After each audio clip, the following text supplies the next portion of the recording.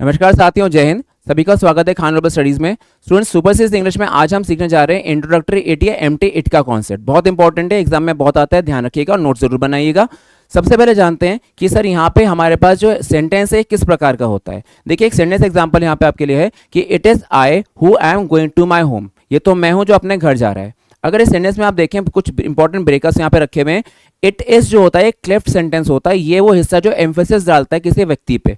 ठीक है, अब अगला ऐसा आता है आई हु एम। यहाँ पे असली फोकस उस व्यक्ति पे हो रहा है जो काम कर रहा है। देखिए यहाँ पे एग्जांपल क्या है कि यहाँ पे असली फोकस किस पर है। इस गिवन सेंटेंस के अंदर आपके वाक्य में जो सब्जेक्ट आई लगा गया है, ये है वो इंसान जो काम कर रहा है। तो जोर दिया गया है यहाँ पे कि भैया मैं जा रहा हूं और कोई नहीं। ठीक है, तो यहाँ पे मैं पे ही सारा फोकस है। तो ये आपके पास एम्फेटिक या फिर एम्प्टी इट या इंट्रोडक्टरी इट नाम का जो हमारे पास सेक्शन है, इसमें इस्तेमाल में आएगा। चलिए इसका स्ट्रक्चर जानते हैं। हमारे पास इसका स्ट्रक्चर अगर आप जानेंगे तो आपके पेपर में बहुत ईजी पड़ेगा आइडेंटिफाई करने के लिए एरर्स कहाँ कहाँ आती हैं।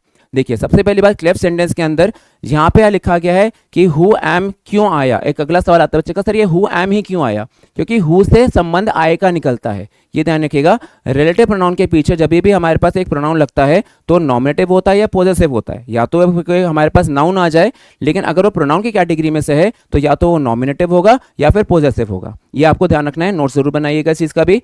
अब क्योंकि आई यहाँ पे फर्स्ट पर्सन है तो आई के साथ में तो एम लगाते हैं हम लोग प्रेजेंट टेंस में।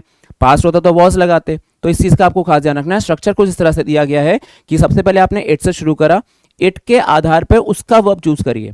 फिर आएगा आपके पास फोकस नाउन या प्रोनाउन। प्रोनाउन हुआ तो नॉमिनेटिव होगा, या फिर आपके पास ऑब्जेक्टिव्स का साथ तो यूज नहीं होगा तो गलत मानते हैं, नॉमिनेटिव ही होगा। या फिर आपके पास पॉजेसिव हो सकता है। हु या डैट आपके पास रिलेटिव प्रोनाउन होता है और फिर बाद में वर्ब अग्रीमेंट करना है। अब वर्ब अग्रीमेंट कैसे करना है इसको भी सीखते हैं।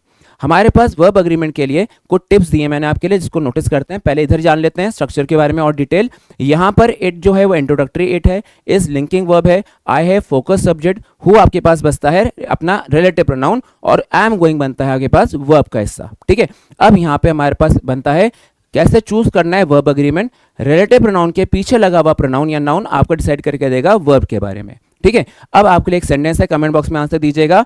इट इज या आर, यू या देम, हु एम इज या आर लर्निंग ग्रामर। ठीक है, तो ये आपके लिए मैं बहुत क्लियर कर रहा हूं, आप एग्जांपल देख सकते हैं। And please tell me the answer in the comment box. फिर मिलते हैं अगली वीडियो में। Till then take care. जय हिंद, जय भारत।